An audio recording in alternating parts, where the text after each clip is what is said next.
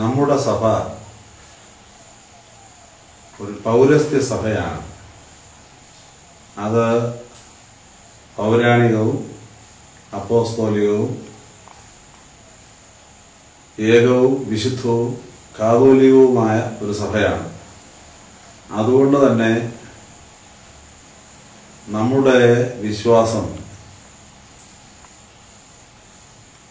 നമ്മുടെ കർത്താവിൽ നിന്ന് പരിശുദ്ധ ശ്ലീഹന്മാരിലേക്ക് പകർന്നു ലഭിച്ചതും ശ്ലീഹന്മാർ തലമുറകൾ വഴി നമ്മിലേക്കും നമ്മിൽ നിന്ന് വരാനുള്ള തലമുറയിലേക്കും പകർന്നു നൽകേണ്ടവയുമാണ്.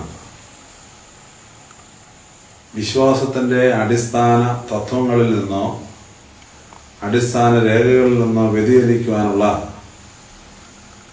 അനുവാദം വിശുദ്ധ വേദപുസ്തകവും സഭാപിതാക്കന്മാരും നമുക്ക് നൽകുന്നില്ല എന്നുള്ളതാണ് നമ്മുടെ പ്രത്യേകത.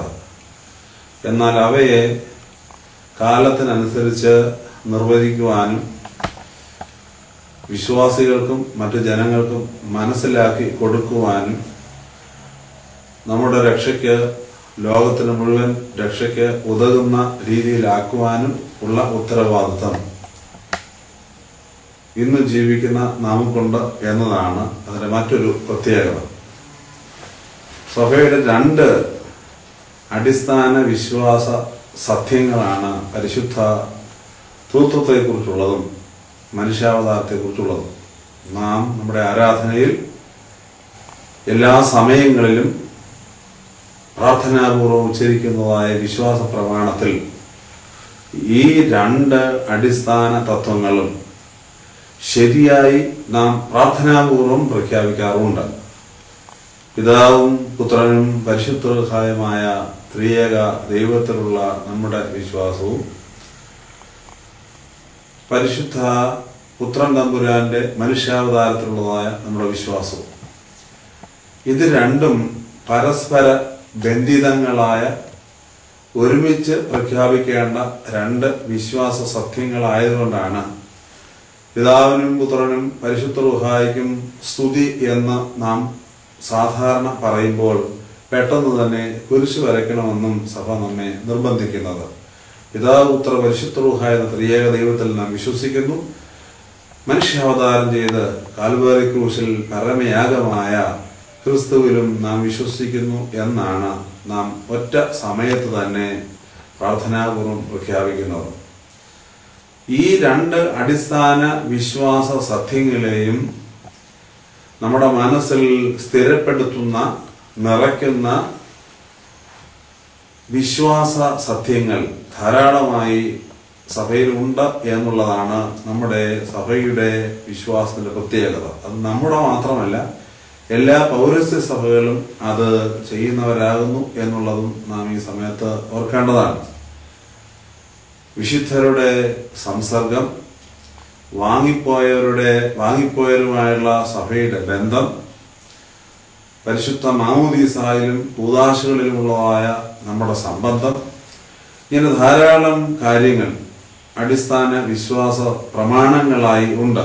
പരിശുദ്ധ തൃത്വത്തോടും പരിശുദ്ധ മനുഷ്യാവതാരത്തോടും ബന്ധപ്പെട്ട് മനുഷ്യന്റെ അല്ലെങ്കിൽ സൃഷ്ടിയുടെ മുഴുവൻ രക്ഷയ്ക്ക് വേണ്ടി വിശുദ്ധ വേദപുസ്തകാടിസ്ഥാനത്തിൽ എന്തെല്ലാം ക്രമീകരിച്ചിട്ടുണ്ടോ അവയെല്ലാം നാം നമ്മുടെ വിശ്വാസത്തിന്റെ അടിസ്ഥാന തത്വങ്ങളായി കാണാറുണ്ട്. എന്നാൽ അവ തൃത്വത്തോടും മനുഷ്യാവതാരത്തോടും തുല്യമായി നിൽക്കുന്നില്ല.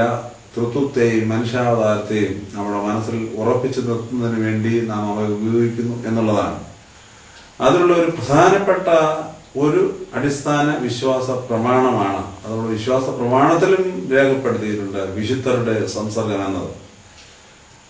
സഭ എന്നത് വിശുദ്ധരുടെ സമൂഹമാകയാൽ വിശുദ്ധരുടെ പരസ്പര ബന്ധവും മധ്യസ്ഥതയും പരിശുദ്ധ തൃത്വത്തിന്റെ ദിവ്യമായ സ്നേഹത്തെ നമ്മിലും നാം ആയിരിക്കുന്ന സമൂഹത്തിലും പ്രദർശിപ്പിക്കുവാനായി കാരണമാകുന്നു എന്നതാണ് നമ്മുടെ ഉറച്ച വിശ്വാസം. വിശുദ്ധനായി ദൈവം മാത്രമേ ഉള്ളൂ. സത്താപരമായി ദൈവം വിശുദ്ധനാണ്. ദൈവത്തിന് നാം ആരും വിശുദ്ധി നൽകേണ്ട കാര്യമില്ല. എന്നാൽ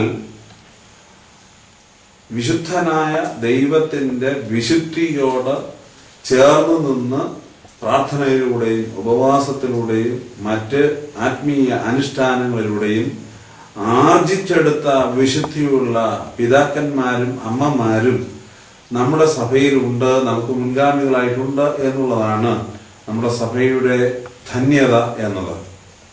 അങ്ങനെയുള്ള ഒരു ഗണത്തിൽ ഏറ്റവും പ്രഥമ സ്ഥാനം അർഹിക്കുന്ന ഒരാളാണ് പരിശുദ്ധ കന്യക മറിയാം അല്ലെങ്കിൽ വിശുദ്ധ ദൈവമാതാവെന്ന് നാം പ്രഘോഷിക്കുന്നതായ നമ്മുടെ കർത്താവിൻ്റെ അമ്മ.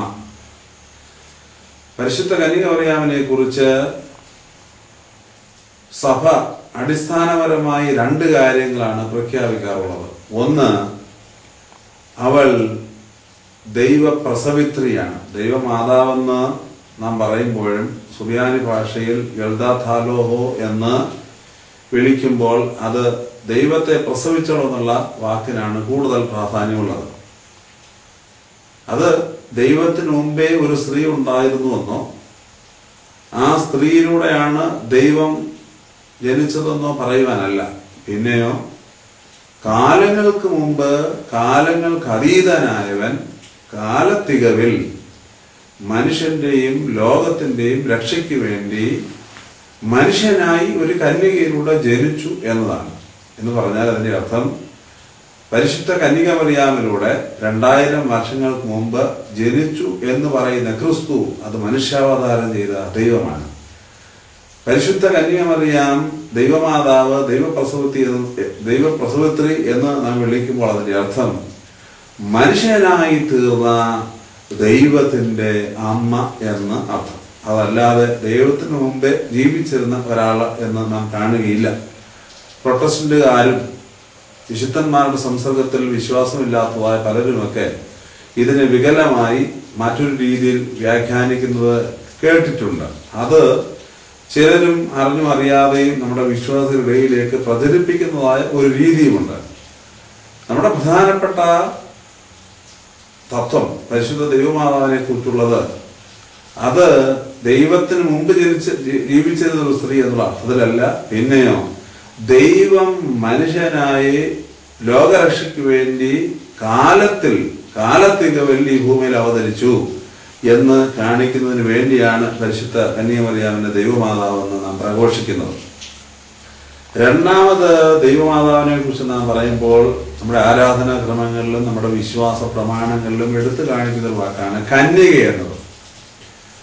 നിത്യകന്യക എന്ന വാക്കാണ് കൂടുതലായി പരിശുദ്ധ മറിയാമിനെ കുറിച്ച് സഭ അതിന്റെ വിശ്വാസത്തിൽ ഉപയോഗിക്കുന്നത്. കന്യക എന്ന് കേൾക്കുമ്പോൾ നമ്മുടെയൊക്കെ മനസ്സിൽ ഒരു ശാരീരികമായ കന്യകാത്വത്തെ പ്രകടിപ്പിക്കുന്നു എന്ന ഒരു ചിന്തയാണ് ആദ്യം വരുന്നത്. പക്ഷെ പരിശുദ്ധ കന്യക മറിയാം അമ്മയെ കന്യക മറിയാം നിത്യകന്യക എന്ന് വിളിക്കുമ്പോൾ നാം ആ കന്യകാത്വത്തിന് യാതൊരു നിർവചനവും ഒരിടത്തും നൽകാറില്ല. അത് ഒരു പിതാവ് നൽകിയിട്ടില്ല കന്യകാത്വ നിർവചനം. അത് ഫിസിക്കലായിരുന്നോ സ്പിരിച്വൽ ആയിരുന്നോ എന്ന് ഒരു നിർവചനം നൽകിയിട്ടില്ല. നമ്മുടെ സഭയുടെ വിശ്വാസം അനുസരിച്ച് പരിശുദ്ധ മറിയാം നിത്യ കന്യക ആയിരുന്നു.